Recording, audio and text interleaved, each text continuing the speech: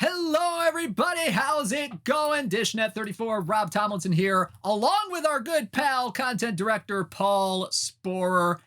Welcome to This Week in Perfect Team, episode number 226. Paul, first things first, happy birthday, my man. Thank you so much, Rob. I appreciate it. Yeah. A year older now, 42. 42. I honestly would not have pegged you for 42, my man. Most people won't. I got lucky with my genes at least, but my back, my neck, my hairline, those all still feel 42. Don't worry. Yeah, I'm starting to feel in my back a little bit too when I stand outside for too long in the rain, and I don't like it. Speaking of rain, it's raining here today. Yeah, and I Oh, literally y'all got am rain feeling too? Yeah, we got so some much. this morning. I mean, I got drenched a little bit outside today when I was covering this grand opening today, but that's beside the point. The point is that we are here to talk about some doggone good content today. Paul, you picked out this set today.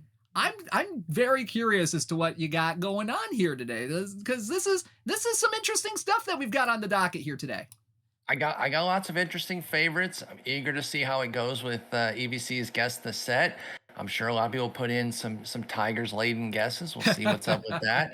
Some off the path players that I've liked over the years, some guys that make a little bit more sense if you know me, follow my writing at Fangraphs or anything like that. So eager to see where it all comes out as far as how people, versus the guesses that people made with it. Definitely. Yeah, buck cheeks. Thank you for not finishing my neck, my back. I absolutely know what you're referencing, and I'm not going to finish it on stream because then I might be fired. All right, next up. All right, let's go ahead and get things started. We're going to start off today with some housekeeping notes a little bit here, because next week and a half is going to be pretty interesting. I'm going to go ahead and take us off the screen here real quick so y'all can read this. So the PT World Championships, they are taking place on Saturday, October 28th at 1 p.m. Eastern. We're going to talk about that a little bit more here in just a little bit. But the Perfect League World Series streams for the next couple of weeks are going to be postponed a little bit, or just canceled for the next couple of weeks, because I want to save my voice a little bit, especially on the 29th. Because the World Championship, going to be a long broadcast on Saturday. I'm expecting like at least several hours of some live managed, out of the park action. That's going to be a fun time, but it's hell on my voice. So, and the other reason I kind of want to save my voice after that stream is because This Week in Perfect Team for November 2nd, someone's going to fill in because I won't be here. That'll be me. Yeah, it will be you, Paul. Because I'm going to be on vacation from the 2nd through the 5th. I'm going to be on a plane. Going some places. Broadcasting some esports for baseball. Are you excited about that? I feel like you're going to be it's going to be a pretty great opportunity to go to North Carolina to do some USA e-baseball and link up with some fellow content creators. Oh yeah, it's going to be a fun time. That's going to be a live stream on YouTube on Saturday. I'll be posting links in the Out of the Park Discord, so you can watch me go far in a different context. So, but it's gonna be a good time. Not sure about replacements for the World Series right now, because it's a little bit of an involved process that I've kind of mastered over the past couple of years. So we'll see on that. Subject to change, I guess, potentially. Ooh, K-Hit covering that event in North Carolina. That'll be a fun one. Can't wait to see you there, my man. Oh, man. So there's just a little bit of what we got going on next week and a half. And also, tiredness from flying is a heck of a thing on November 5th, so I won't be around there as well. All right. So, next up, folks, I know that it's that time of the day. This whole week, we've been talking about Immortal Toppers, and we have two more that are about to be released. And actually, we're going to talk about those right now. So let's go ahead and start off with our first Immortal Topper of the day. These will be released along with the missions after the This Week in Perfect Team stream ends today. So it's not going to be released right away, but we want to give you that preview so you know what to expect when the missions drop after the stream. So for the Boom era, you already know who this is going to be, but you haven't seen the stats yet. It is 100 overall, 1979 Houston Astro J.R. Richard. 169 stuff, 116 movement, 102 homer rating, 109 pitcher BABIP, and 78 on the control. Very good against righties, good stamina, great fastball slider and changeup combo on this guy. Oh boy, this is a spicy card right here for a Boom era mission reward, Paul. Yeah, J.R. Richard obviously was, one of the premier pitchers of his era. Injuries got to him, kind of took him out before his time, unfortunately. But I mean, he was right up there as one of the very best. Nolan gets a lot of the run there for a good reason, of course, as the ace of that team. But you're running out a Nolan Richard 1-2 punch in Houston. That's absolutely insane that they were able to do that. And I know, I bring up Nolan on purpose because Nolan cards at the top end have always kind of had an interesting spot in our game. They don't always fit perfectly because the control, I mean, you can only gas it so far until you get into unrealistic territory. And that's the same goes for Richard. So do they have enough to kind of keep them starting even with the control? I think this is a case where the PBABIP can definitely help a player get more playability because he's got that 109 mark, particularly the 115 against righties. That's and it may be able to overcome the walks. So he's going to put some guys on base with the walks, but he's not going to allow many hits. Going to strike a ton of guys out, plenty of stamina. I think the Richard has some juice. I'm really, really eager to see how he plays. And I agree with Hawkmoon. Sad story post baseball as well. Had some health issues. Yeah, the stroke in 1980. Yeah, definitely some scary stuff there with Richard. Yeah, but 1979 probably is the best year of his career. 18-13, a 2.71 ERA, third in Cy Young voting, led MLB in ERA, strikeouts per 9, FIP, hits per 9, strikeouts, even wild pitches. He led a category in. And actually that season, 313 strikeouts was the Astros single season strikeout record until Garrett Cole broke it in 2019. That's good stuff right there. That's insane right there. Yep, so there is your Boom era set 1 through 4. Mission reward, your topper for that era. Now let's move on to the Rebirth era. The Rebirth era, and there's a lot of guys. There's a lot of guys that played in the Rebirth era that were really good. This guy is one of them. 1923 Cleveland guy, shortstop, 100 overall, Joe Sewell. And boy, oh boy, this is a slap hitter if you ever seen one. 117 BABIP, 28 power, 119 avoid K, 134 contact, 121 gap, and 115 on the eye. Some great defense there as well. 99 range, 95 error, 100 arm, and 102 on the turn double play. He can also bunt, 117 on the sack bunt, 109 on the bunt for hit. Can play second, can play some third, and can play some shortstop. Paul, this is a fantastic kind of left side of the infield card here we got. Absolutely. Sewell's got all sorts of juice. If you love that slap hitting type, small ball sort of guy offensively, he's definitely your guy. Then with the positional eligibility, we've been talking a lot about this in different venues, some streams in the Discord about playability versus letter of the law eligibility. Right. And we've been making some new, kind of pushing some things to give guys more playability. And Sewell's one of those guys. He didn't play second or third the year of the card, but he had played second beforehand. So I gave him 105, gave him some real experience there. So you don't have to train him up too far to get to the max. But then with third, he didn't play it for years later. But it was a big part of who he is, and this is Joe Sewell's best card. So I gave it to him with very little experience so that he plays there fully in tournaments, but that if you want to train him, obviously that would take a really long time. So that was kind of a trade-off there so that he at least has that third base because that is a big part of who Sewell is, and that way he's got all three positions. So I thought that was a pretty fair sort of compromise there, that second and short play out of the box.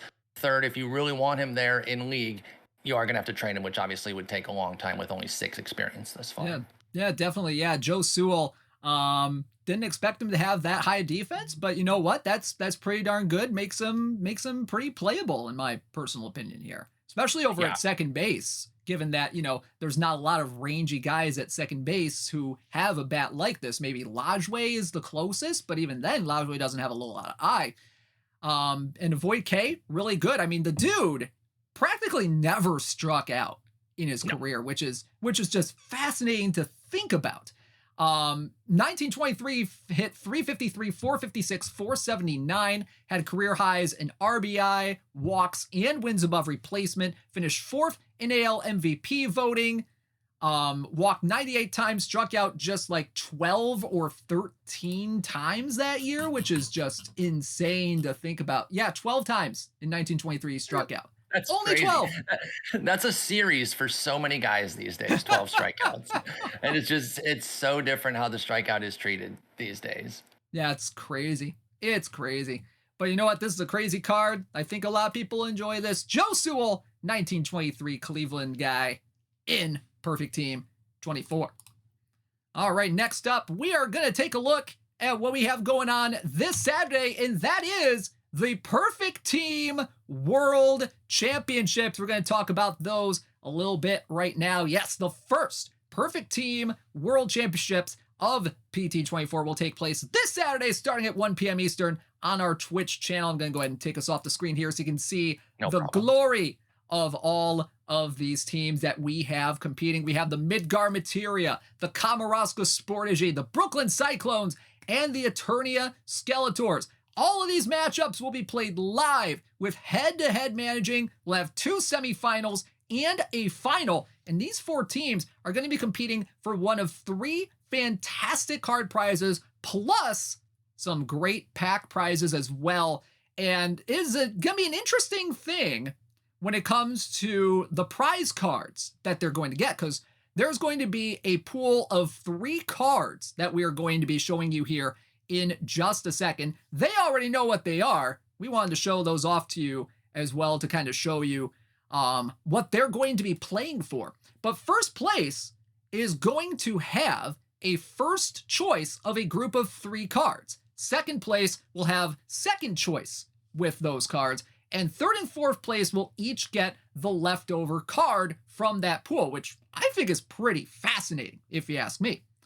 The semifinal matchups have already been determined. We have Midgar and Brooklyn facing off against each other, so the 2 Perfect League competitors facing off against each other, and Kamouraska and Eternia taking on in the semifinal. It's an open, no-cap, modern run environment, perfect park environment. Paul, I'm sorry, you were going to say something. My apologies. No. I just thought it'd be cool to kind of give them an option to pick the card that they want. Obviously, there's going to be a package of packs. I guess that's kind of an awkward way to say it. Right. That goes with it, but that way the winner gets to decide, okay, I'd rather have this card the most out of these 3, and then they kind of have some agency over what they get there. I thought that'd be a fun little spin on it. Yeah, I love that spin on it, and we've been talking with the players about it. They seem to love it as well.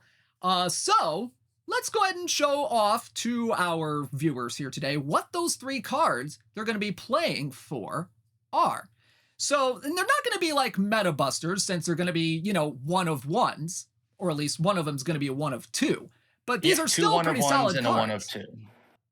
So our first, and do not mind the PTCS badge on them. We don't have a logo right at this moment for the World Championship, so that's kind of what we had to go with. But our first prize pool card for the Perfect Team World Championships is Harry Stovey, left fielder peak card from the Philadelphia Athletics. This is a big power guy right here. Pretty decent BABIP, 91 BABIP, 121 power, 67 avoid K, 114 contact, 115 gap, 75 eye, some pretty good speed and stealing as well. Can play left, center, right, and first base. 125 power against lefties, 119 against righties. This guy right here, Harry Stovey, one of the original sluggers back in the 1880s.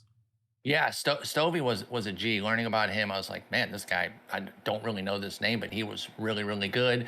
And basically what I kind of see from him a little bit is maybe like a supercharged Nelson Cruz type deal where he doesn't have quite as much power, but he's got a more well-rounded bat with much better speed and defense. And obviously that's a 94 versus a 100. So it should be a better card.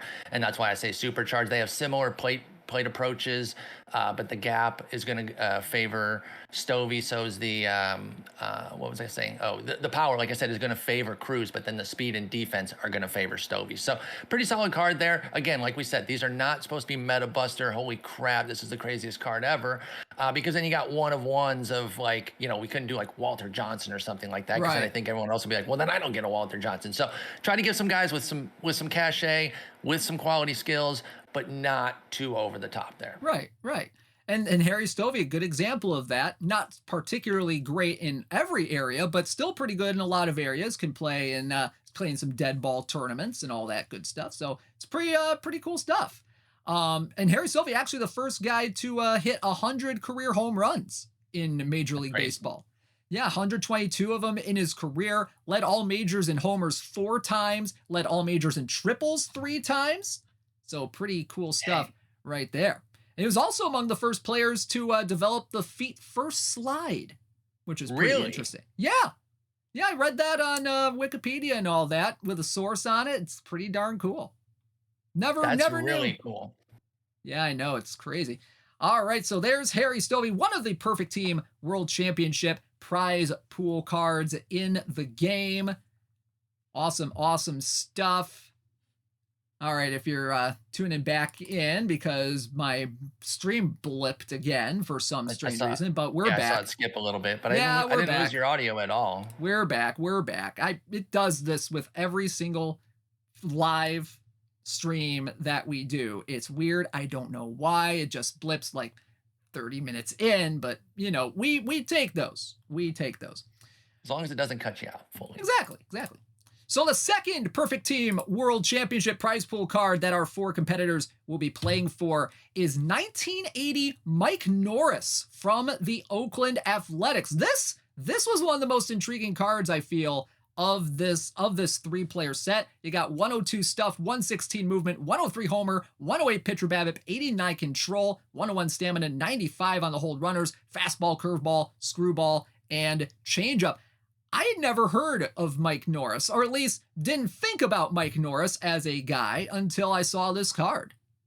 No, I understand that. And to be honest, I didn't know a whole lot about him until kind of creating these cards this year and learning, Mike Norris was this guy who just had this crazy great 1980. He had some other decent seasons, but this was just a big time standout season for Mike Norris. This card cuts a little bit of a Kevin Brown type figure with some trade-offs. He's got a little bit less movement, a little bit less homer, same BABIP, less control too, but also has reverse splits because of that Scroogey. So, again, kind of an interesting card, not someone that is going to, totally take over your team a la a Pedro, but it's certainly somebody that I think can hang and overcome that 89 control with the rest of his skills. And again, that reverse platoon, thanks to that screwball. Yeah, it's crazy how I'd never heard of this Mike Norris guy, but you know what? This is his best year of his career. Went 22-9, 2.53 ERA. The strikeout to walk ratio, pretty good. 1.49 ERA plus. He was actually a Gold Glover in 1980, which is something I didn't really think about. Finished second in the 1980 AL Cy Young vote to, I believe, Steve Stone in 1980. Led the American League in hits per 9 that year, career low WHIP and ERA, and he had a career high in complete games with 24, 284 in a third innings pitch, which actually, he got used so often by the Oakland A's that, his arm just kind of got shot. Yeah, they might have run him into the ground since he was effectively done at age 28. Did come back at age 35, so took 7 years off. Came back through 27 decent innings in 1990, but he couldn't really get back to the Mike Norris we had seen in the early 80s and late 70s. Definitely. So there's Mike Norris, your second PTWC prize pool card that our 4 players will be playing for. The third of these cards that they're going to be playing for is 2004 K-Rod, Francisco Rodriguez, 100 overall from the Anaheim Angels. 168 stuff, 125 movement, 122 homer rating, 114 pitcher BABIP, and 88 control. 177 stuff against righties, 157 against lefties. Fastball, slider, curveball combo, 24 stamina, 96-98 on the velocity. Ooh, boy, this is a spicy reliever card right here. Absolutely. K-Rod was a monster, especially when he first was coming up, and just that young fireman for the Angels, giving him multi-innings, which we did reflect here with the 24 stamina. I want to say he pitched like 80, 90 something innings in about high 60s appearances that year. Basically, for me, this kind of looks like the exclusive Gossage with a few trade-offs that make it better. A lot more control, plus 24 control, and plus 5 homer. And the trade-off there is minus 4 BABIP. So it's a 118 BABIP for Gossage, 114 for K-Rod, but then you get that huge control boost and a little bit of home run suppression, plus the big stuff boost. But I know that there's diminishing returns on stuff. So while it is a 44-point edge, that's not as big as it might seem. 44 points in most other categories is eye-popping. In stuff, it starts to reach a cutoff where it's not going to be that aggressive. But either way, I think this is kind of a pumped up exclusive Goose Gossage, and definitely can give you multiple innings out of the bullpen too. Definitely. So there is your third Perfect Team World Series prize pool card. So our players, the first place guy, the Perfect Team World Champion, going to have first dibs on one of those three. The only dibs on one of those three. So, so it'll be interesting to see who they are going to pick. Very interesting. So there's a look at those cards. Perfect Team World Championship coming up Saturday starting at 1 p.m. Eastern Time. All right, before we get to our cards here today, let's show you what we got with the LE cards that we have in stock right now. So we released John Hiller yesterday as part of the Tigers dump, I'm going to call it. 4 out of 100 of those 97 overall lefty closers have been pulled as of this morning. As for the 70 overall Phil Hughes that was released a couple of days ago, there have been 42 of them pulled. So 58 more to find in packs right now. I like that Hiller quite a bit. It is. Now, Phil Hughes, obviously a big time control artist, definitely a specialty type card. And then the Termel Sledge that also came out with the Phil Hughes is at 100 of 100. Just in it's case all people were gone. wondering why that card wasn't there. And got some more LEs coming out tomorrow, so stay tuned for those. Yep, Tigers dump sounds like a description of their seasons in recent times. Relax. Who said that? GT Sundown? I thought we were friends. Hey, he's a Nats fan. What is he talking about? Although they won the World Series like 20 minutes ago. They did. So. They did. Oh man, you know what? We can take it. We're Tigers fans. We know we've how been through. bad Yeah, we've been through way worse. But somehow we finished second in the division. I know. Let's go. Don't ask anything else about the season. We finished second. That's all. I love it. All right. One real quick thing before we get to the cards. Big shout out to Stathead Baseball, powered by Baseball Reference. Use code 23OOTP25 for $25 off an annual baseball or all sport subscription. Paul, Stathead Baseball. I mean, what more can you say about how great this thing is? Maybe not as great as Fangraphs, but still a great compliment.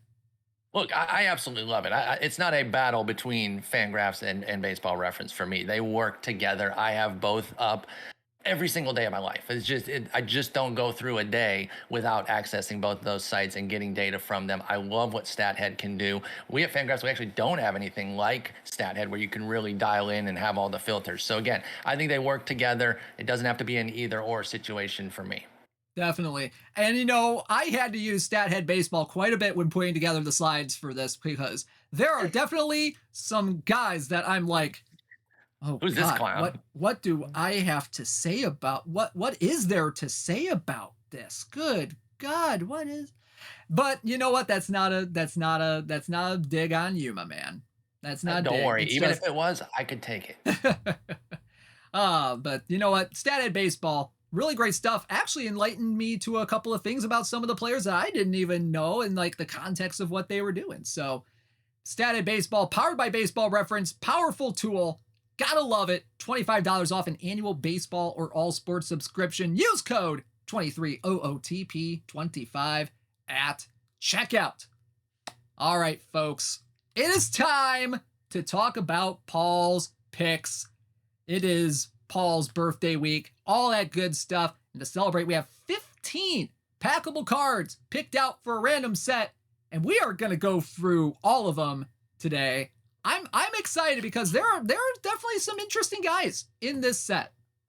Got some tourney heat, hopefully. See some people want some tourney heat. Obviously, with Immortal Seasons last week, we're not coming with a ton of top end 100s. I think that people probably already knew that, but I'll rip that band-aid off in case people are waiting for several 100s. But a lot of fun a lot of fun cards amongst the many tiers, except for Iron. We did put out some Iron stuff with Yep. the Sledge, and actually, I think none of the Tigers. They were bronze. But from bronze up, we do have something, and we do have a big 100 waiting in the wings at the very Oh end. So let's yeah. go ahead and dive into them. All right, let's get started. We're going to go to the mid to late 2000s for our first guy. Me and Paul were talking about this guy before the stream, and we were like, man, this guy, this was more of like a 2010s pitcher, but no, I did not know that he started out his career this early on. Like, he might have been in my Power Pros games. I'm going to need to go and double check. But this first guy is 69 overall,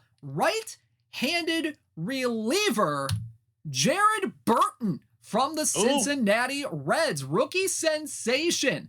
63 stuff, 115 movement, 103 homer rating, 103 pitcher BABIP, and 54 on the control, 58 on the hold runners, 11 on the stamina. Fastball, slider, changeup, cutter combo. A little bit better against righties than he is against lefties. That 107 pitching BABIP against righties. Pretty good right there. So No, tell me a little bit absolutely. about Jared Burton here, because I know this guy is a Minnesota Twin, but I did not know him as a Cincinnati Red. That's interesting. Yeah, I think a lot of people might remember him from the Twins if they're going to remember Burton from anywhere. Although he played kind of equal with both, but I remember him from Cincinnati. This was a guy. I think we all, maybe not, maybe I'm projecting, but I think a lot of us latch on to some middle relievers who we think are going to kind of become the next big thing, right? Especially if you play fantasy, you're always looking for that next big potential closer. And watching Jared Burton in those first couple years, particularly that 2007 season, I thought he was somebody who's under the hood kind of stuff was like, okay, he can be better than this. Yeah, the walks were a little bit high. Strikeouts weren't off the charts that year, but this dude had nasty stuff. It was difficult to square up. I really thought he had a chance to become something big for the Reds. Of course, this is around the time, I believe, I'm trying to figure out. Oh, no, Chapman would come a couple years later. So, I don't even know who they were running at that time. Was that the Scott Williamson era Oh of God, closer, that might perhaps? have been. Maybe David Weathers. So, like, it wasn't locked down that they couldn't have a new closer. And I thought Jared Burton was going to be something. Well, I was wrong on that one. He was a decent enough middle reliever, put up 361 innings of a 3.44 ERA, but wanted to highlight this season and with this year's PBABIP, of course, his 230 that year allows him to have some juice there and maybe make for a decent little bronze card. Yeah, that 2007 Reds bullpen had such luminaries as 37-year-old David Weathers, 33 saves, 40-year-old Mike Stanton, Todd Coffey, John Coatlangus. That's a guy. They had a 21-year-old Homer Bailey on that team. Oh, I loved Homer Bailey. Hang on, Homer Bailey pitched in 07? Holy crap. Yeah, like he was. I mean, because now he's been out for quite a while at this point, right? Yeah, he has. If you think about it, right? That was another guy. Now he was a big time prospect. He's definitely not random the way someone like Jared Burton is. But Homer Bailey, it's just the problem was he just lived up to his name too much, and homers were literally his biggest issue, and that was the problem with him. But yeah, the Reds, I've always had a weird affinity for them, even though I'm Tigers fan. Never really. I didn't go to Cincinnati. I've never been there or anything, but I end up liking a bunch of their players, especially their current team. I love that young team that made some noise this year too. Yeah. Kirk Sarloof's on that 2007 oh my team. God. I think Guardado was on that team. I think Kirk Sarloos is now like a prominent college coach, maybe? I'm not sure. There's a 40-year-old Real Cormier on this roster. Oh, wow. Yeah, TCU's coach, Kirk Sarloos. Yeah, there were a lot of guys on this 07 roster. Jared Burton, definitely one of them. He was actually a Rule 5 pick by Cincinnati from Oakland before the 2007 season, so he was on the roster pretty much the whole year. 47 games, 43 innings pitched, 2.51 ERA, 7.5 strikeouts per 9, 4.6 walks per 9. He had the 6th lowest ERA among rookie relief pitchers in '07 with a minimum of 45 games. That's stat head right there for you Very guys. niche stat head coming through for you there. I love Yeah. it. And the second fewest hits allowed among rookie relief pitchers in '07 as well. We So, love that. so a lot of the under the hood stuff, like you mentioned, pretty darn good for Jared Burton. And he is in That's why. perfect team 24. Go ahead. Keep it All going. right.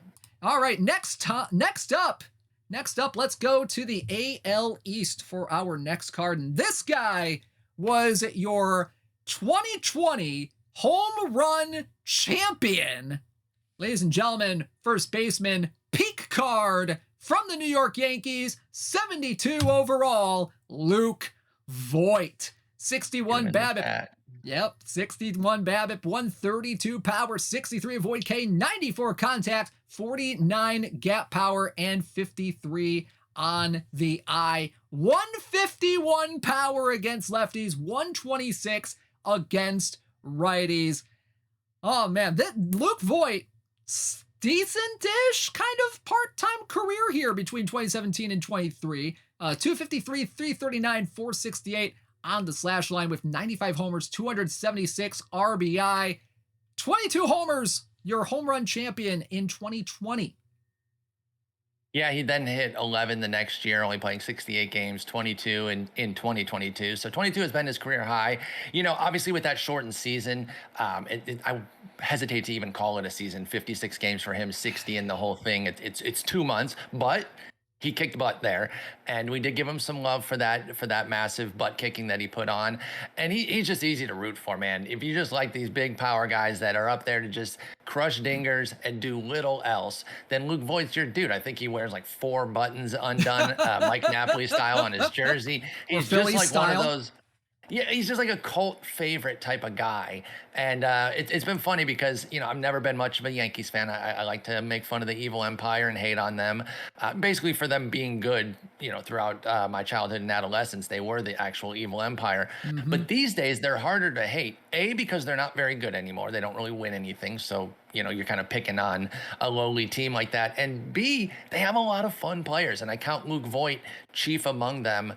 He's a monster. And I think he'll give, maybe that Bob Robertson a little bit of competition if you're using that Bob Rob. I know Tetsuiji's going to keep using Bob Rob because of his name. But the Luke Voigt, if you just want to hit some dingers in silver, I think Luke Voigt's your guy. Yeah, definitely. Yeah, Luke Voigt, I remember him more so as maybe a Cardinal or as a Padre, because he kind of got screwed over by the Padres a little bit after the rest of the season he had after the wait, wasn't he part of the Juan Soto trade? Because I feel like he was part of the Juan Soto trade. Yeah. Yes. You have that exactly right. He was probably the headliner of that deal, right? No, I'm just kidding. Yes, but he was absolutely in that deal. He'll forever be kind of like I can't believe he was in, especially years down the road. If Abrams continues to do as well as he did this year, Gore showed some things, and if James Wood becomes the stud that a lot of us think he can, and we see that trade kind of blossom the way it's supposed to, it'll always be like, remember Luke Voigt was in that trade? Remember him? He's going to be a remember that type of guy. He kind of already is, to be honest. His number one similarity score on Baseball Reference is another guy. This is the perfect one. It's Justin Bohr, who is just the National League version of him from a few years earlier. Yep, and EVC with a good point. He was the Nationals tops card last year because that's right. Yeah, because he was the only guy that I knew that could actually hit a baseball that wasn't named Joey Meneses, and Meneses broke out after the deadline to submit things. So Luke Voigt in perfect team 24. He finished 9th in 2020 MVP voting, led all of MLB in home runs, 3rd player in New York Yankees history to reach 20 homers in a season in their first 50 games in a season. Wow. Which that is crazy to think about, to be quite honest. It really is. Yep, and we had to slide the Greg Bird reference in there because I thought Greg Bird was gonna be good. Dang it, Bird bones. He looked like he could be a stud. Dude just couldn't stay healthy. And sometimes it's just simply that straightforward. That health ruined a guy. And I do think Greg Bird is one of those dudes that if you could have sprinkled magic health dust on him, he could have put together a nice 7-8 year career as an above league average type of bat. Yeah, and I would have loved to get him in like the base game and out of the park for quite a few abilities there as well. So, but Luke Voigt in perfect team 24. Next up, let's go to the 2016 World Series between the Cubs and Cleveland, and this was kind of the breakout year for this Cleveland star. Ladies and gentlemen, 74 overall, third baseman from Cleveland. It is Jose Ramirez. 86 BABIP, 53 power, 98 avoid K, 98 contact, 106 gap power, 62 on the eye. A little bit better against righties than he is against lefties. Second base, third base, shortstop, a little bit of left field in there because he did play left field that year. People forget that.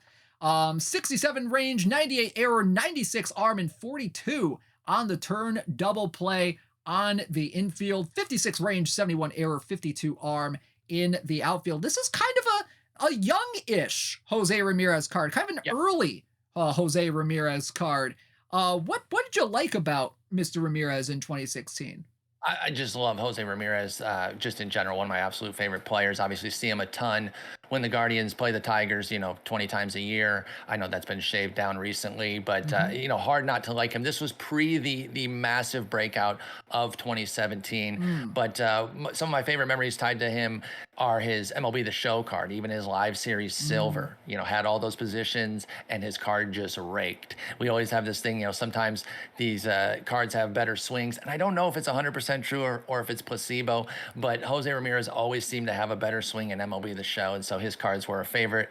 And I kind of wanted to get a lower tier card in for him here. And so we did the 2016 season. Obviously, he has his immortal seasons and his live, I believe, is a gold. But this is a little utility guy for Silver. It does have some flaws there. I know people love power and eye, and I get it. Those are the quickest ways to guaranteed offense. He kind of goes the other way with it, with the BABIP gap, avoid K, some decent base running, and a bunch of utility with second, third, short, and left, though not amazing at any of them, best at third. But yeah, Jose Ramirez, just a favorite of mine. Definitely see him making my lineup in low Silver, at least to give him some love, just because he's a great player. Yeah, and he has a little speed on him too. 74 speed, 79 stealing, 96 on the base running as well, which is pretty darn interesting right there. 2016 season for Jose Ramirez, 312, 363, 462 on the slash line, 11 homers, 76 RBI, and 22 stolen bases. People forget he has a little speed on him back in the day.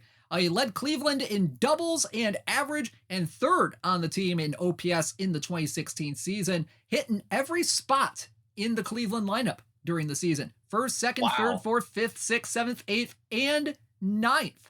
That's crazy. And locally, he was the winner of the Bob Feller Man of the Year Award for the team by the local media. So pretty darn good stuff as kind of the team MVP. So pretty good stuff right there. He's the man. He is the man, and he is in perfect team 24. Next up, our fourth card of the day. Folks, this would not be a Paul Sporer set without this guy in it, but it's not the team you think. Ladies and gentlemen, from the 2004 Florida Marlins, it is 75 overall right fielder Miguel Cabrera. Right fielder Miguel Cabrera. 84 BABIP, 100 power, 55 avoid K, 98 contact, 72 gap, and 74 on the eye. A little bit better power-wise against righties, a little bit better overall maybe against lefties in a few areas. Third base, left field, right field eligibility, 52 range, 41 error, 87 arm in the outfield, 53 range, 57 error, 75 arm, turn double play at 38 in the infield. Man, people forget that Miguel Cabrera could play the outfield. Baby Miggy was svelte. He could, he could pick it a little bit at some positions. I wouldn't say he was a defensive stalwart at any point in his career, but he could certainly move a bit more early on in those Marlins days. I mean, the crazy thing is obviously they traded an inner circle Hall of Famer for two guys that didn't end up working out, but it was two premium top 10 prospects in Andrew Miller and Cameron Maybin. They were supposed to be the truth. Miller eventually broke out after he was with the Marlins. And Maben ended up putting up a nice career, journeyman. In fact, actually had like 3 or 4 stints with the Tigers and was pretty good, but never became great and wasn't great for the Marlins. So obviously they traded a Inner Circle Hall of Famer and didn't get much in return. But you look at his numbers with Miami, and you do have to wonder, even for 2 premium prospects, how they ever got rid of a guy like or traded a guy like that and didn't think that they needed to just get the entire Tigers organization. He was such a monster with them from day one. They traded him at age 25 for 2 major prospects, and well, it didn't quite work out, but it worked out for the Tigers.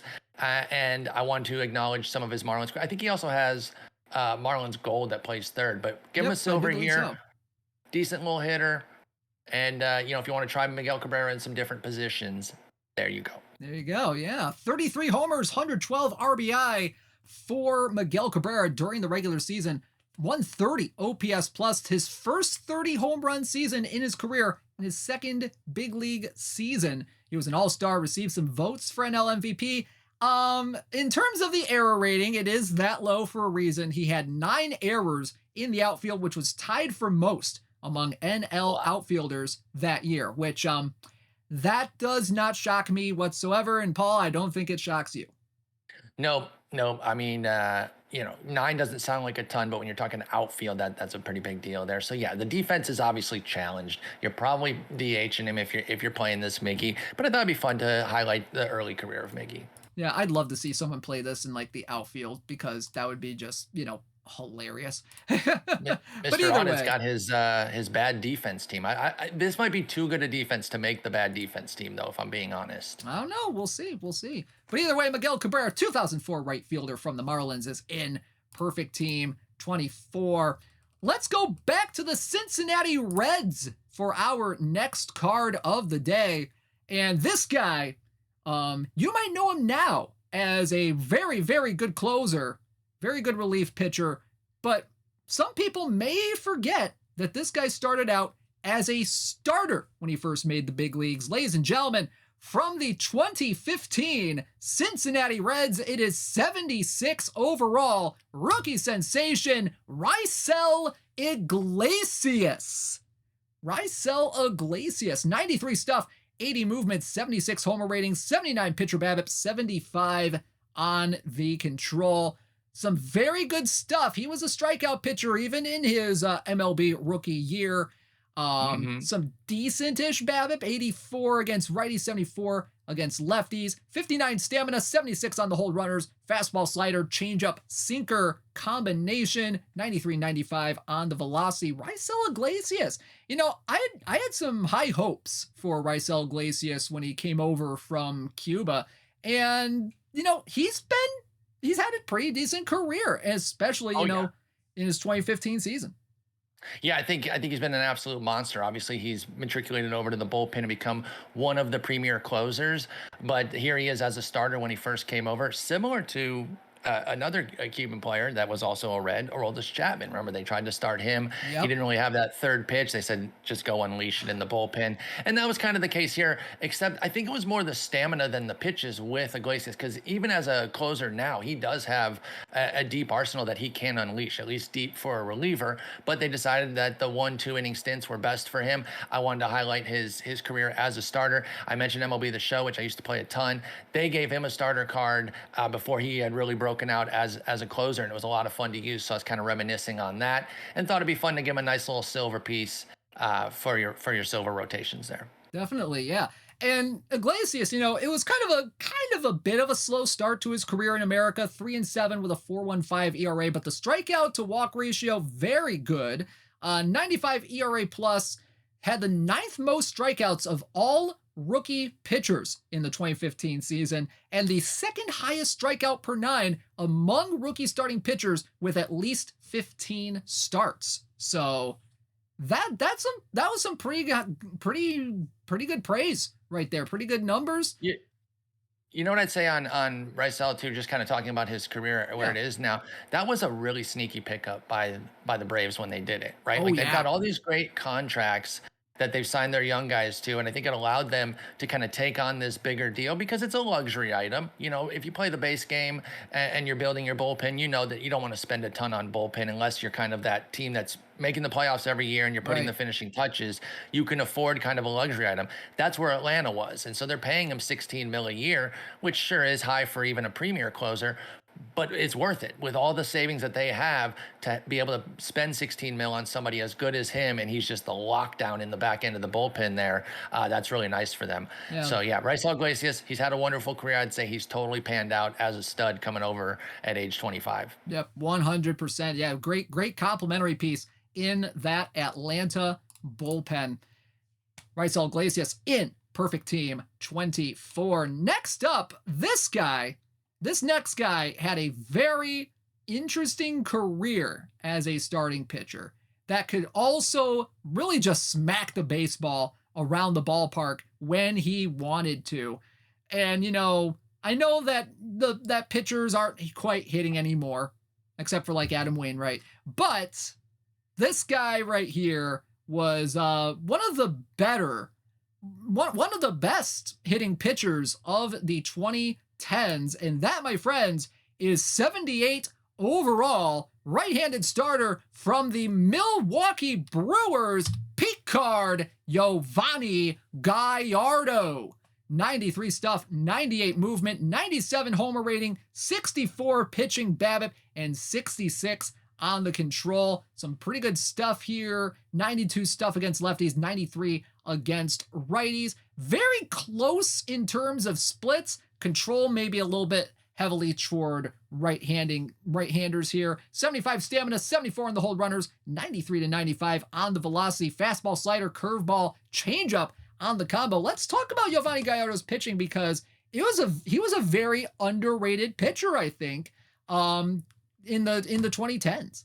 I totally agree. He was a damn fine pitcher for Milwaukee.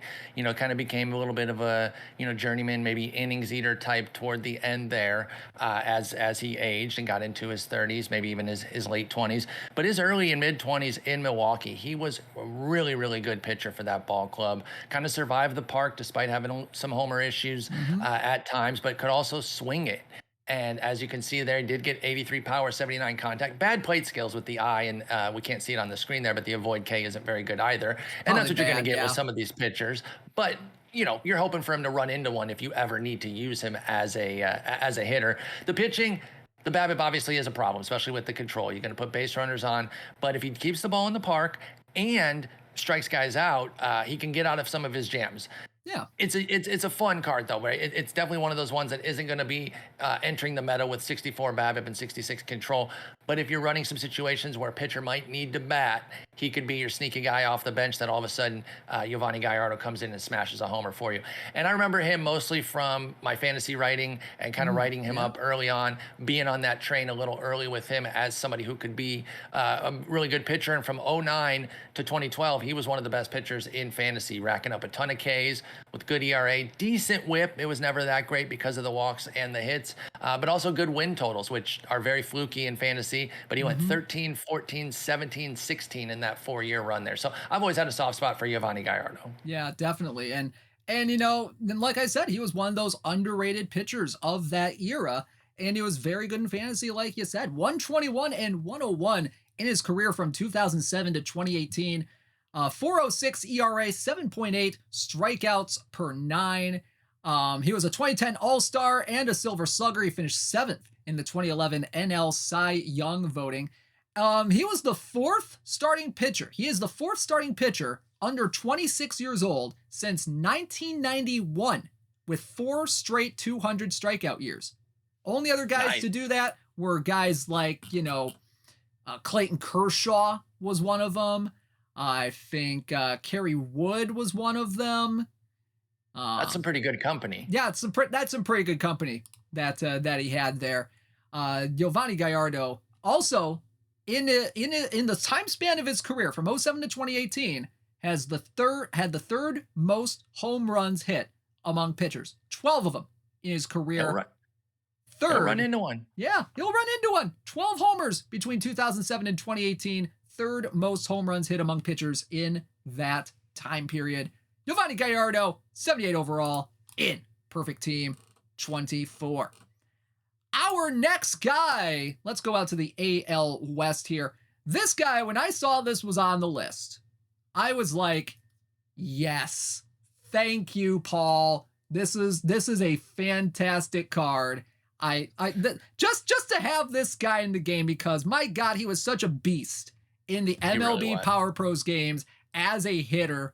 This guy is 80 overall left fielder from the 2008 Oakland Athletics.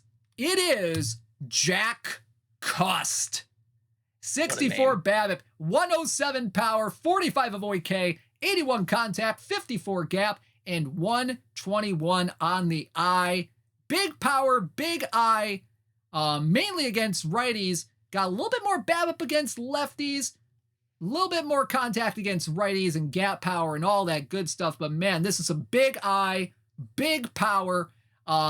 Can play left field and right field a little bit. 46 range, 47 error, and 60 on the outfield arm. Little bit is really carrying that sentence there.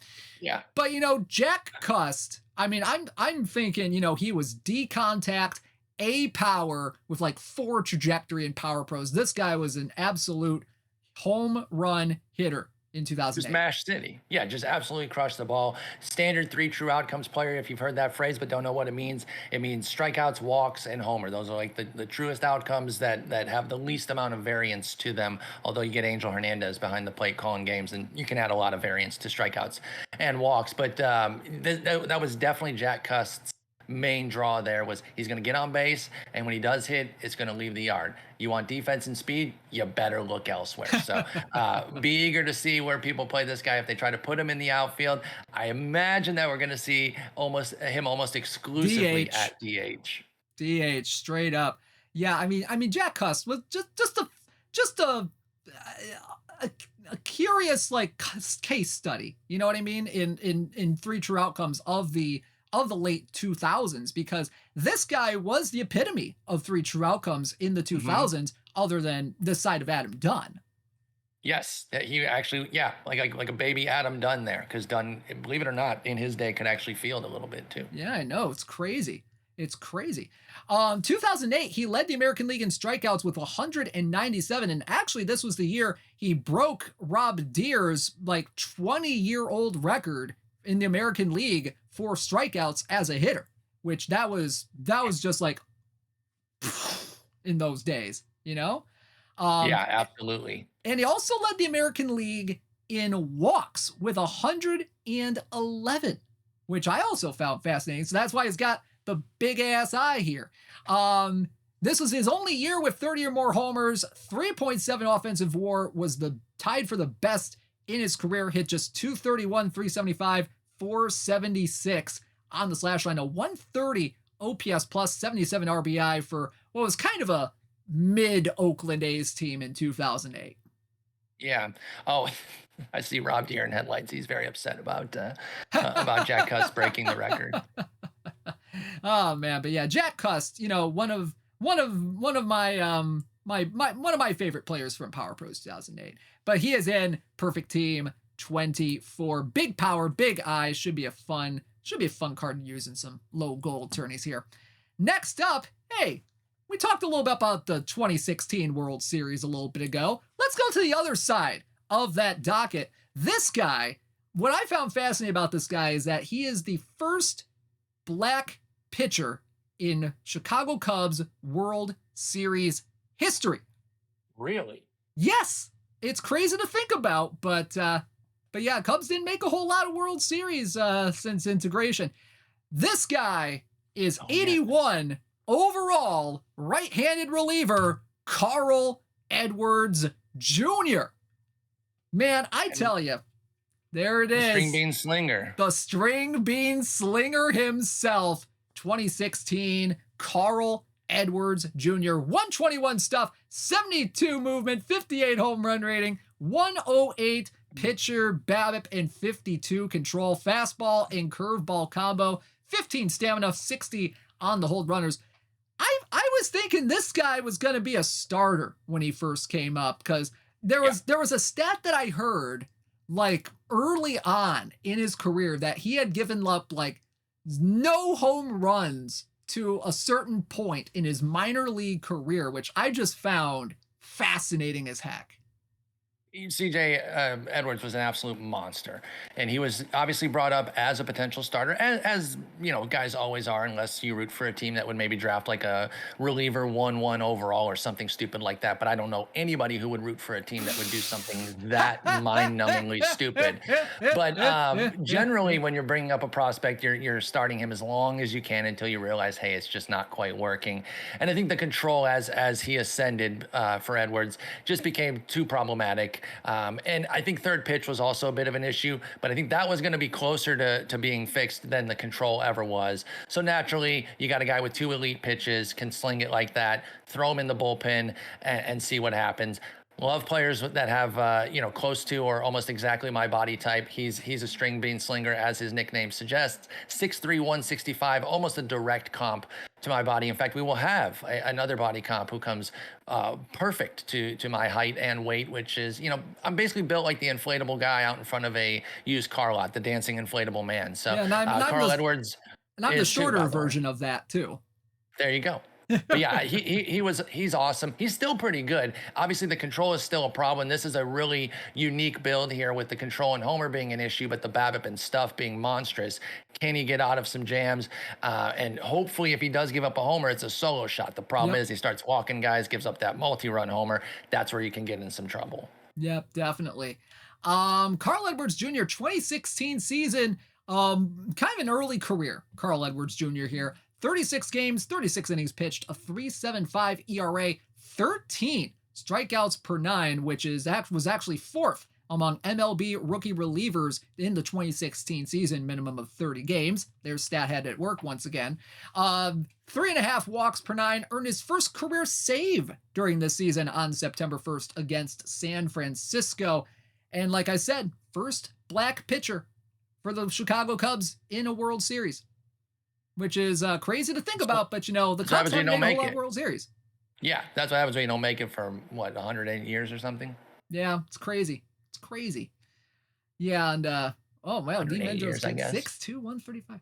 Man, I tell you, I wish I wish I was 135 pounds.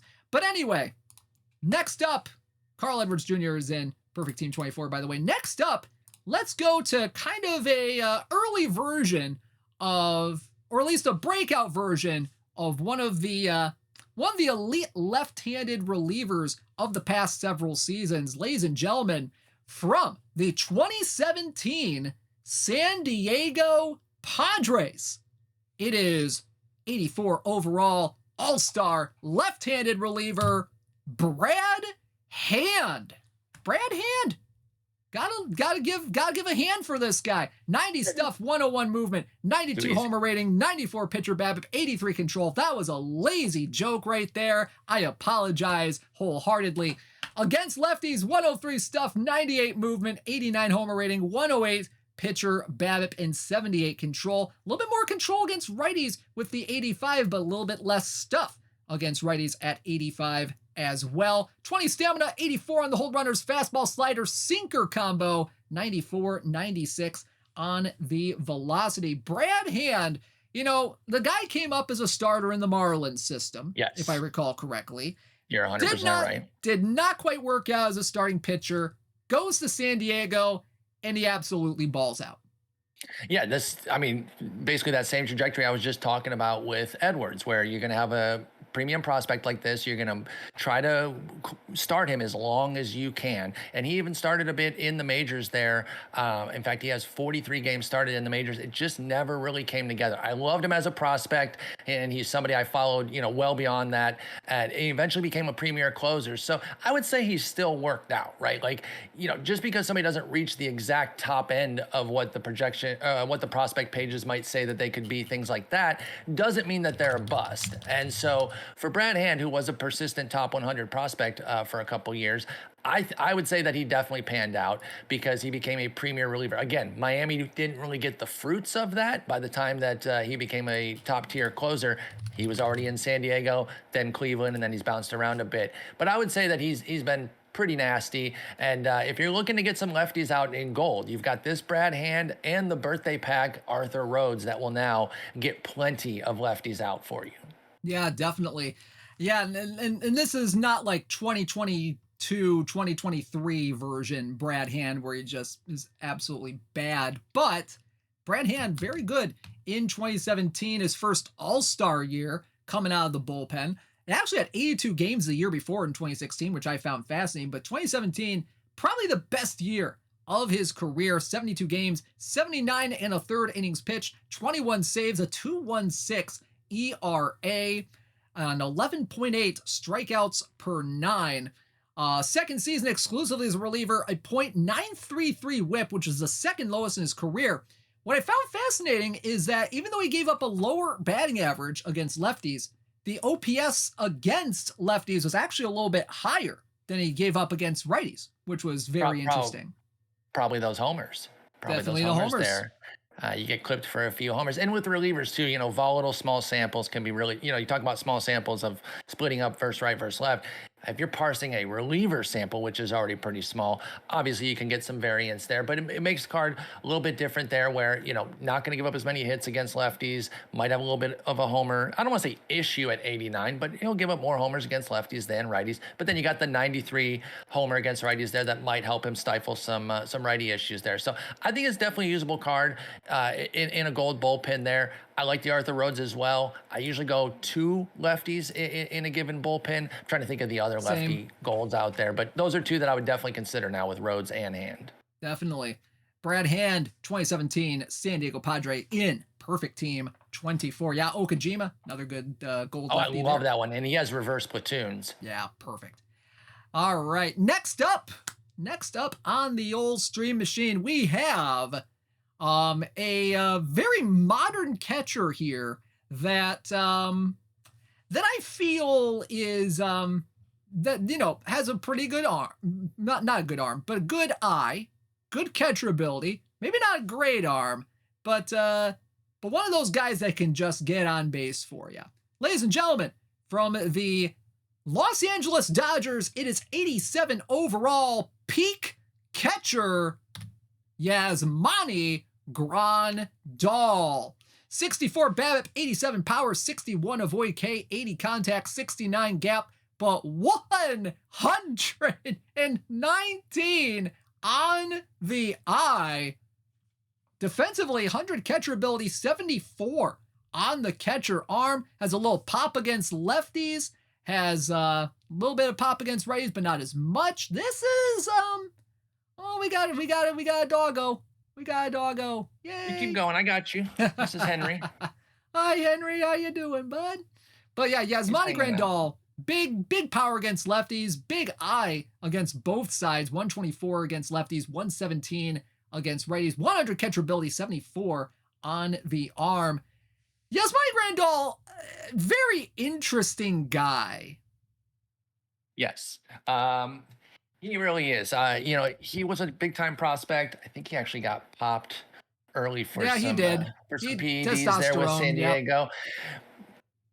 Has been a really good catcher though, right? And has kind of fit the right era here where he can frame. His arm isn't the strongest, but until this year with the rule changes, speed was not a major component in the game. So he kind of fit his era perfectly. Power, eye, and the ability to frame can get you a long-term catching role for quite some time. Now, again, we're going to start to see some things change with more steals happening. I think we eventually get the automated umpires, which is going to cut down some of the framing potential. But by then, he's pretty much going to be phased out of the league anyway, because you could make a case that he's pretty close to there right now as his bat fades. But back with the Dodgers, he was an absolute stud. And I think, I don't think this beats Bill Freehand or anything. That's still the premier guy in gold, but that's an LE. That's tough to get. I think you can use some Yasmani Grandal here if you want to get some big-time power, get on base a bunch, and still have a pretty good catcher ability behind the dish there. Yeah, I feel like he's been getting phased out ever since 2020. But, Yasmani Grandal, 237, 347, 426 in his career slash line between 2012 and today. 185 home runs, 565 RBI. Decent numbers, all things considered. He was a two-time All-Star. He was the first player in MLB history to homer from both sides of the plate for his first 2 career hits, Oh which is wow, which is that that's pretty interesting. crazy. Yeah, and is also the 5th switch hitting catcher of all time to have 5 or more 20 plus home run seasons. Just an absolute stud at his best. Chat mentions Minerva said, only 34, might have a couple more years. It's possible. I really do think that because those skills do age well, power and eye, there's certainly a chance that he can get healthy again and show something. It has been now 2 years of some pretty unimpressive work, though, and 35 next year. That's not young for a catcher. There's a lot of miles on that body, so we'll see. I'm rooting for him because he's a good player and he's a good fantasy catcher when he's going, but I am skeptical. He might only get like a partial role too. I'm curious if he even gets a full-time role wherever he signs. He might be brought in as somebody who's working like a 50-50 type deal. Yeah, but also when you're a 2020s Chicago White Sox, that aging curve does go a little bit more rapidly. True. Yeah, just ask Tony La Russa. All right, there you go. Yasmani Grandal from the LA Dodgers is in Perfect Team 24. All right, next up, let's go to some diamonds. Let's go with some diamonds. We got some pretty interesting ones on the docket here, and we start off with a 2021 Tampa Bay Ray. We're gonna have a couple of their guys here in this diamond level, but this guy, has been plagued by injuries. He's put it together a few times, but then injuries have kind of derailed him. Ladies and gentlemen, 2021 Tampa Bay Ray, 91 overall righty starter, Tyler Glasnow. Tyler Glasnow, 105 stuff, 91 movement, 80 home run rating, 101 pitcher BABIP, and 72 control. Pretty decent splits against both righties and lefties. 107 stuff, 104 pitcher BABIP against righties, 102 stuff, 99 pitcher BABIP against lefties, 59 stamina, 61 hold runner, fly ball guys, so home runs might be a little bit of an issue with him. 99 to 101 on the velocity, fastball, slider, and curveball. Tyler Glasnow, man, this guy has just been snake bitten his career. Yeah, I mean, we talked about this earlier, saying that sometimes it's not an excuse, it's just the reason, injury. Yep. And that's definitely the case with Glasnow. And it can be really difficult for these super tall guys to kind of get everything in order with their mechanics and stay healthy. And that's just been the case. And the simple fact is, the options were you could be a major league ball player or look really good. You'd be really, really good looking. You can't have both. So he did get both, but they had to cut down his ability as a major leaguer because he's too good looking. Because if he had both, that just would be really, really unfair for Killian Murphy. I almost called him it unironically. But for Tyler Glasnow to look like that and be one of the best pitchers in baseball. The sneaky thing is now, I think he's going to be 30 next year. He's got his last year with the Rays. Really? Like, if he goes out next year and doesn't put up like a full season, I'm saying 150 innings doesn't even qualify for the ERA title, but I would consider that a pretty foolish season, especially for him. It would be a career high. But like, what kind of contract is he looking at? What if he puts up another season like this year where it was only 120 innings? They were great innings, but if he does that again, is anyone giving him more than like a 2-year deal with a team option or something? Like, I just don't see how he gets the big deal despite his skills always being so incredible. Yeah, and he's due to receive $25 million next year. It looks like. Yeah, and I think there's a world where the Rays trade him. That could be it. I'm surprised he's 30. Not gonna lie. Yeah, I'm surprised he's 30. I thought he was like 25, 26, but no. But man, oh man, Tyler Glasnow in 2021 was absolutely phenomenal. 5-2, 2.66 ERA, 12.6 strikeouts per 9, 2.8 walks per 9, and a .932 whip in just 14 starts before the old UCL started barking. 0.932 whip, the second lowest in a full season in his career, had the highest strikeouts per 9 rate among Tampa Bay starting pitchers in 2021 as well. So hopefully, Glasnow can kind of rebound going into the 2024 season. We'll see if it's with Tampa. We'll see if it's with another team. But this is a pretty interesting card for a low diamond here with the stuff in pitcher BABIP combo here. But there you go. Tyler Glasnow in perfect team 24. All right, next up, we talked about a little bit about Carl Edwards Jr. and how he was a slender guy, string bean slinger, which within the pantheon of Players Weekend nicknames was a really good one. This side, and that was the best Players Weekend that they did with those jerseys. They never should have gotten rid of that. They ruined it from then forward, with as the jerseys, MLB is wanting to do. Yeah. Then they did the black and white jerseys. Yeah. Those sucked. They had a great thing and they ruined it. But anyway, continue on with our next guy. But yeah, our next guy is a guy with a kind of a similar stature. He is possibly the future ace of the Cleveland Guardians. Finally, I can say Cleveland Guardians for a historical card, ladies and gentlemen, from the 2022 Cleveland Guardians. It is 91 overall righty Triston McKenzie. 102 stuff, 72 movement, 58 home run rating, 107 pitcher BABIP, 94 control. Again, another guy with big stuff, big pitcher BABIP combo, but kind of low on the home runs here. Extreme fly ball, 93, 95, 77 stamina, 57 hold runners, fastball, slider, curveball on the repertoire.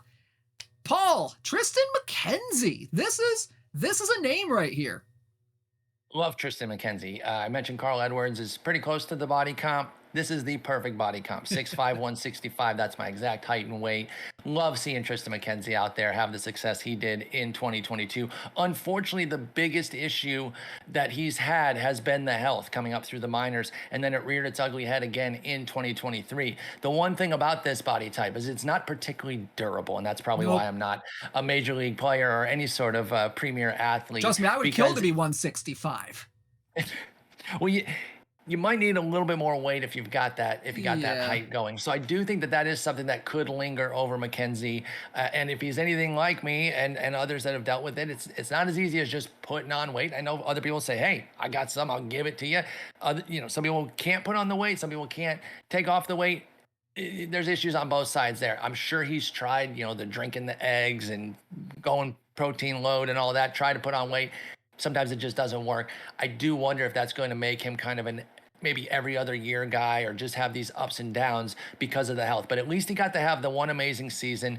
He was pretty much ace caliber in 2022. I still think that talent's in there. It's always going to be a matter of whether or not the body's cooperating for him. Yep, 100%.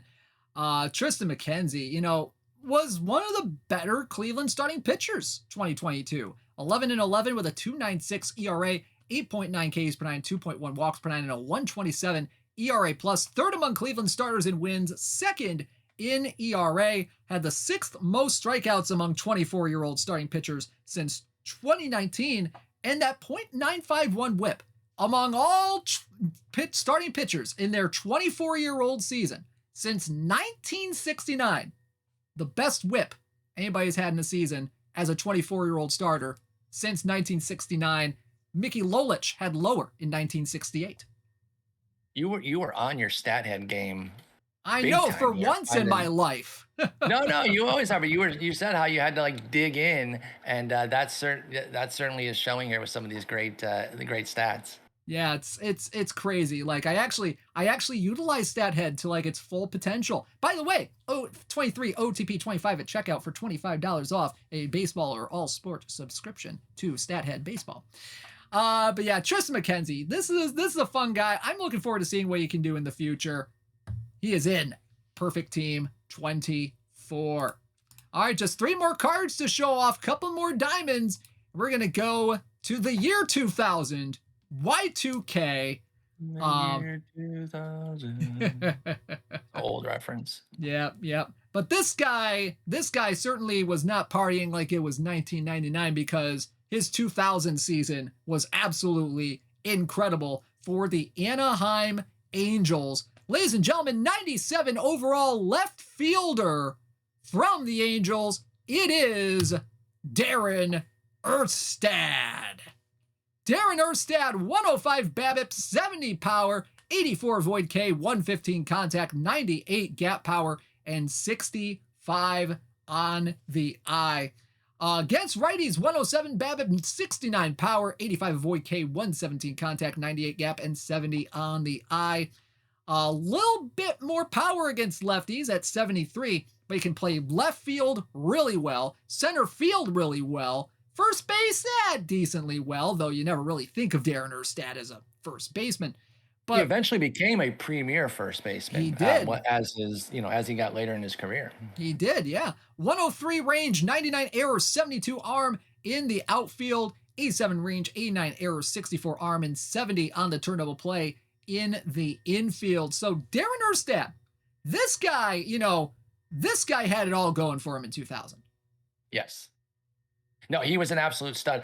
You know how you latch on sometimes to random favorite players, right? Yeah. This would be one of those because I loved Darren Erstad. I had him in fantasy that year, and whenever a guy has a big breakout season on your fantasy team, at least for me, I end up kind of latching onto them a little bit more. Ended up, just kind of following him throughout the rest of his career. Really good defender. Lowly Worm pointed out, he said, I think I'm gonna punt this one. That was a reference to the fact that he was like a premier punter at Nebraska. I think Yeah. he even could have played football if he wanted to and maybe go be a pro punter, but decided to take the baseball route where he I was a did bit not more know of that a actually. yeah, big time footballer over with Nebraska, the Cornhuskers. But yeah, the defense here is what you're looking at. Maybe if you're done running Jerry Benjamin, you want somebody else that can play some high quality defense. Maybe Darren Erstad could be your guy if you don't have the Andrew Jones, if you don't have the Andrew Jones PTCS card there, and you're looking for somebody else with some big time outfield defense Oh yeah. in center and left. Yeah, and Darren Erstad, a punter, back when Nebraska football was actually good. Ooh, Um, yeah, yeah, roast them. yep. 2000 season for Darren Erstad was spectacular. 355, 409, 541, 25 home runs, 100 RBI, and a 137 OPS plus. Obviously, career year for Darren Erstad. He was an All-Star, finished 8th in AL MVP, Gold Glove, Silver Slugger as well. Led Major League Baseball in hits with 240 of them. Got that's a lot of hits right there. Good Lord. Career highs in average homer and RBI, and he reached 200 hits faster than anyone in the past 65 years in that 2000 season. So going back to like 1935. Pretty good stuff. It's not quite like 56 home runs out of nowhere like the guy I'm about to reference, but there's a little bit of Brady Anderson feel to this season in terms of his career. And I'm not casting aspersions. I'm saying in terms of how it just stands out as far and away his best year. Darren Erstad was never a league average bat again in terms of OPS plus. Nope. His next highest ever was 97 in 2004. So he really put everything into his 2000 season. He had some pretty good seasons before that too, but this is far and away his best year. Always loved Darren Erstad. Want to give him a pretty fun card here. Definitely, and this is a fun card. Could definitely play some decent corner outfield. Maybe a good bench outfielder potentially for your team. Who knows? But either way, Darren Erstad, 2000 Anaheim Angel is in Perfect Team 24. All right, we got a diamond pitcher and a perfect pitcher to end us off here today. Let's start with the diamond pitcher. And oh man, when I saw this guy's name, I was like, oh boy, how cracked is this guy gonna be? And oh boy, I was not disappointed with how this card turned out. Ladies and gentlemen, this is, I mentioned there's gonna be another Tampa Bay Ray in here. This is that guy, 97 overall, left-handed starter from the 2018 Tampa Bay Rays. It is Blake Snell. Snellzilla himself, 125 stuff, 115 movement, 98 homer rating, 113 pitcher BABIP, and 65 on the control. Whoo boy. Oh boy, 130 stuff, 120 movement, 104 homer, 118 pitcher BABIP against lefties, 123 stuff, 113 movement, 95 homer, and 112 pitcher BABIP against righties. Control, not quite there. Then again, that's not Blake Snell's game. 77 stamina, 52 on the hold runners. Fly ball guy, 96 to 98. Fastball, slider, curveball, changeup, repertoire. Whoo boy, Blake Snell's Cy Young season, Paul. Unbelievable season, obviously, for Blake. Love Blake. He's a Twitch streamer, really good guy.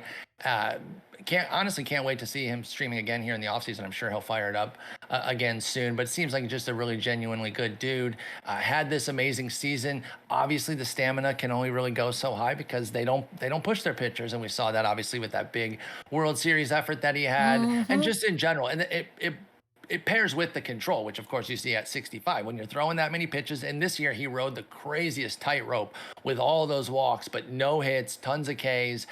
He's just a really interesting pitcher that kind of lives on the wire with that control. And you will have some issues with the 65 control, but the huge BABIP, home run suppression, and the big swing and miss should be able to get you some quality innings from Snell more often than not. So I kind of see this as like a what's called like a Orlando Hernandez, obviously righty versus lefty, but like a pumped up version of that card where you trade the stamina for some improvements across the board, plus 28 stuff, plus 9 homer, plus 2 PBABIP, and plus 6 control for the minus 21 stamina. And of course, 4 points overall is different too. So we want to keep that in there if you're talking about caps or anything, but that's kind of who I saw him as looking somewhat similar to.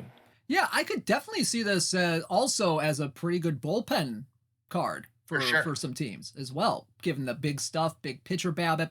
I kind of low stamina as well, but yeah, it's definitely a very, very stuffed pitcher BABIP heavy card. I love this card. I would consider putting it on my team, but then again, my team is bad. So, well, I love playing diamond tournaments too. Like, diamond tournaments too. Yeah.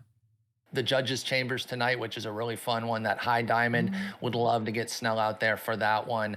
But yeah, if you play in any of the diamond tournaments out there, definitely think he has some spots in some of those. Yep, 100%. Yeah, but Blake Snell, 2018 season, Cy Young season. He was an All-Star, 9th in AL MVP. Kind of a similar year to what he put up this year, really. Maybe not in terms of wins and stuff, but 21-5, a 1.89 ERA, 11 strikeouts per 9, 3.2 walks per 9, a 2.17 ERA plus. Led MLB in wins that year and hits per 9 at just 5.6, which is pretty darn good. Led the American League in ERA and ERA plus. The 1.89 ERA in a season was the lowest in the American League since Pedro Martinez's 1.74 in 2000. That's pretty good. In a full season. That was a stat that I wasn't 100% sure about, but I looked it up. Oh boy. That's filthy. Filthy That's stuff. Absolutely filthy. Yeah, I actually followed him on Twitch for quite a bit too. He's great. He's absolutely great. Yeah. So there you go. Blake Snell from the 2018 Tampa Bay Rays in Perfect Team 24. All right, one more card for you, and it is the lone perfect card of this set. And folks, I know there's been a bit of a narrative about our boy Paul lately, and that is that he absolutely despises the Boston Red Sox for whatever reason. I don't know why. I have consistently and will continue to do so sold out Nico, like the bad person that I am. He picked all those tournament ones. Yeah, he did. But yeah, Mr. Audit out here slandering my name and has some gall here. But now let's make Mr. Audit look silly here with this next card. Go ahead. Let's make him happy as well, because your 100 overall pitcher comes to us from the 1986 Boston Red Sox. It is right-handed starter Roger the Rocket Clemens. 144 stuff, 109 movement, 94 homer rating, 110 pitcher BABIP, and 94 control. Oh baby, this is a hot card. Hot card right here.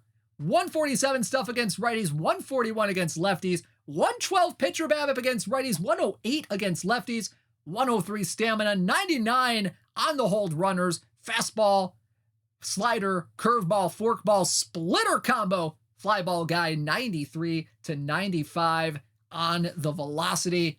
Roger Clemens, young Roger Clemens, World Series Roger Clemens here to round out the set. Yeah, got Rocket here. 1986, his season was incredible. Um, you know, obviously, like I said at the beginning, we weren't going to go premium with a ton of 100s after last week. A little bit of a downshift week, maybe fill in some tourney spots there with some cards in the lower levels, but still wanted to come with one premium one. And Rocket was my favorite pitcher as a kid. He was incredible. Got to watch him once at Tiger Stadium dominate the Tigers. Not that that was very hard. It wasn't the 20K game. That would have been very cool to go to that one. But yeah, he was unbelievable. And obviously, we know PED stuff swirls around him, and it's hard not to think that he 1 jillion% did. But in 1986, he's probably still fully clean and absolutely amazing. Crazy career. Just I don't know if some people remember the fact that like he had 1 or 2 seasons. I can't remember if it was two, but I know one for sure where he didn't start until June. He's like, I'm just like on purpose. He wasn't hurt. He's just like, I'm not going to come in to play with the Astros until June because I say so. And it worked. He ended up being amazing for them. He kind of gave them that stretch run. He had his buddy Andy Pettit out there who he was also given some stuff to. But you can't deny the talent. And look, like I said, the PEDs are definitely there, but PEDs don't turn you into the greatness that he is. They help sustain him. They definitely, you're not allowed to do them. You should get in trouble if you cheat. But you can't deny the greatness of Roger Clemens throughout his career. Was 7 Cy Youngs, Yep. several different teams that he did it with. Oh He yeah. was just unbelievable. And there is a hidden rating, 125 bat chucking. So watch out if you have Mike Piazza. Yeah, definitely. I'm not sure if you want to have them both on the same roster, although it would be pretty funny if you did. Boston, Toronto, New York, few years in Houston, then back to New York. Man, the one thing I remember about like Roger Clemens is when he went back to New York. I was reading Sports Illustrated for Kids, and there was a fan letter or something that was in like the letter to the editor section that was like, "Oh man, with Pettit and Clemens back in New York, we're gonna win the World Series in 2007 and all that Oops. good stuff." Yeah, that didn't happen. That didn't happen, kid. Kid got smoked by the Yankees that year. But I digress. 24-4 in 1986 for Roger Clemens. 2.48 on the ERA. 8.4 strikeouts per nine, 2.4 walks per nine, and a 169 ERA plus.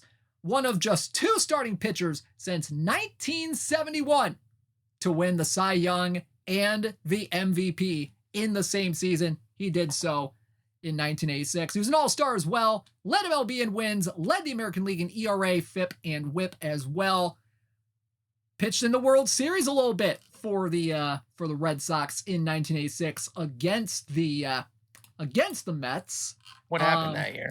Yeah, I'm not 100% sure what happened that year. He kind of got, I don't know why I did that. Yeah, he got kind of, well, he did okay in game 2.